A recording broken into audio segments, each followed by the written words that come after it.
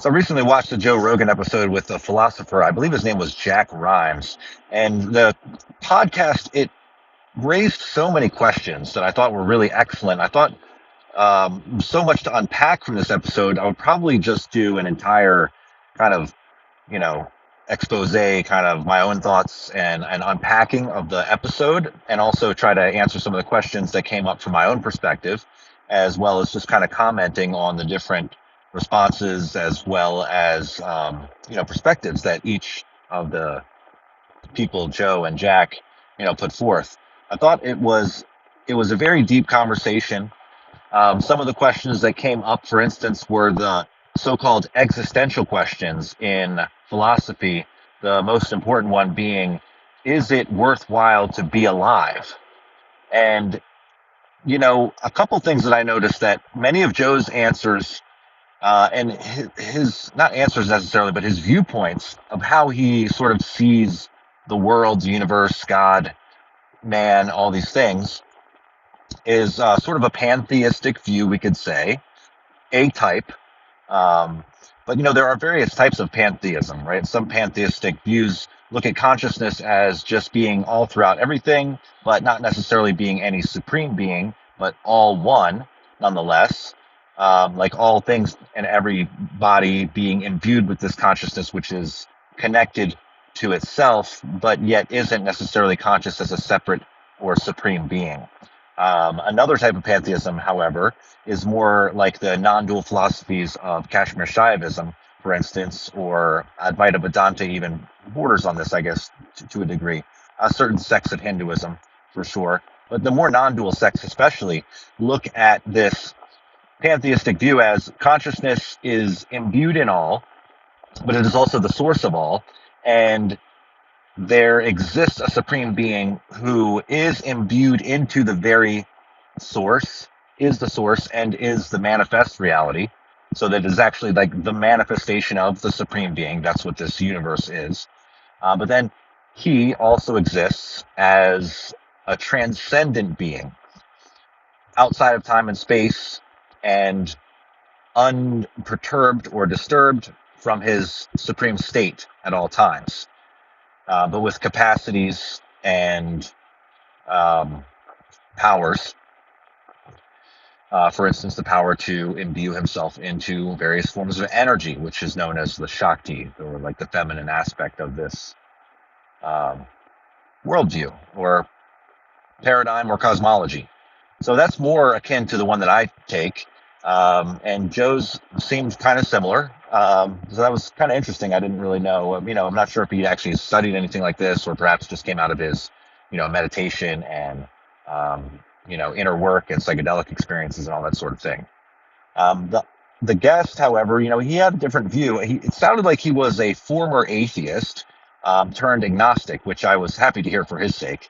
As I've said before, I know a lot of smart people who are atheists, but I just don't think that atheism is a very intelligent stance. Well, for numerous reasons, which I've talked about before, but I'll get into another time. I'm not going to talk about that too much here. There was way too much more to talk about in terms of what they discussed. For instance, what is the meaning of life? Where to find purpose? One thing that came up, which I thought was really fascinating, was the guest was talking about how certain people who belong to religious sects or follow various spiritual practices and beliefs and things, they have an advantage in certain areas. They have an advantage in the area of forgiveness, let's say, because they can ask God or their higher power or some sort of spiritual benevolent force to forgive them, right? To assuage them of their guilt and to help them alleviate their pain that way. And the atheist doesn't have that. So very interesting. I thought that was, quite interesting to note, and hadn't really considered that before, but it is profound. Ultimately, I think, for most of my life, I've certainly asked for forgiveness at various times from God and things, but the hardest part of the work is really forgiving oneself. And I think whether you're an atheist or a believer, and you want to feel forgiveness, you want to experience that relief from your burden of guilt, and hopefully you've made some changes and things and turned it around. and aren't just asking for a free ride, free pass.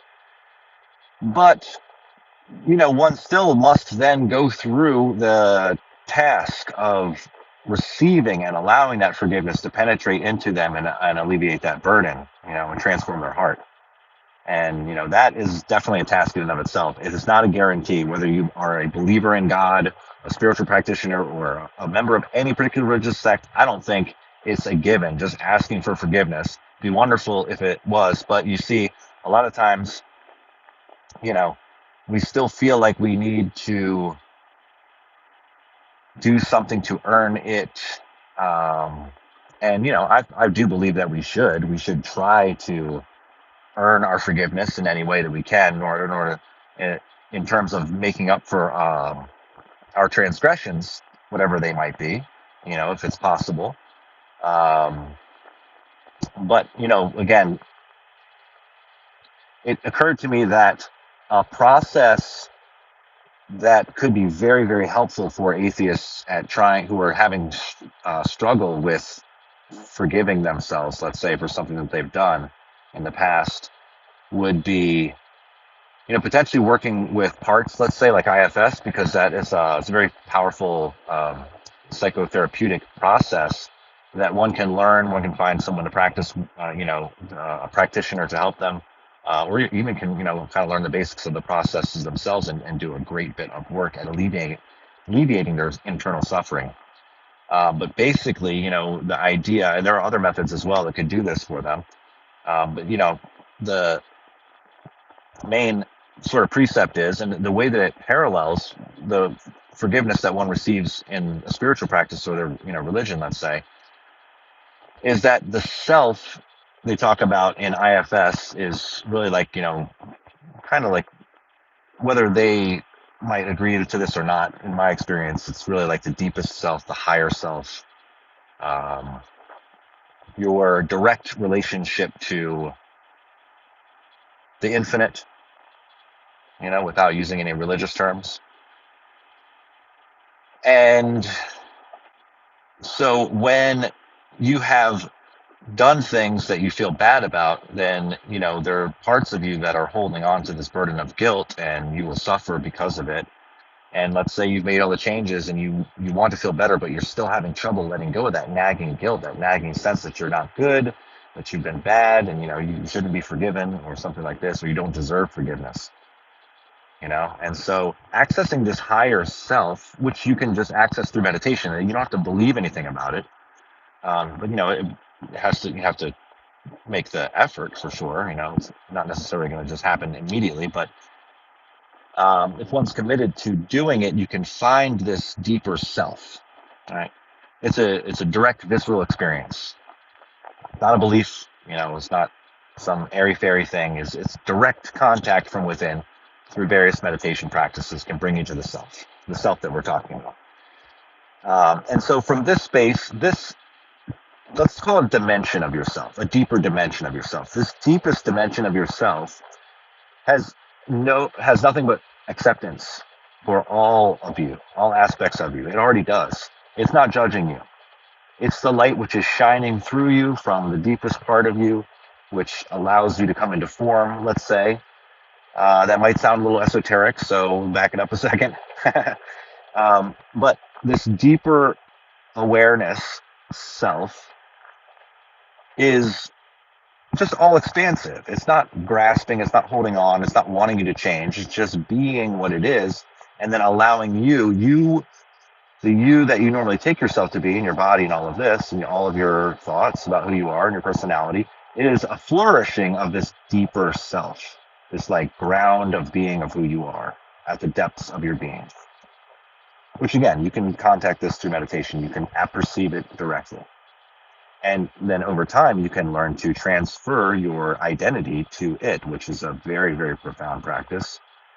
This just means just relocating your identity from being identified with the small person that we normally take ourselves to be, with the history and all of this.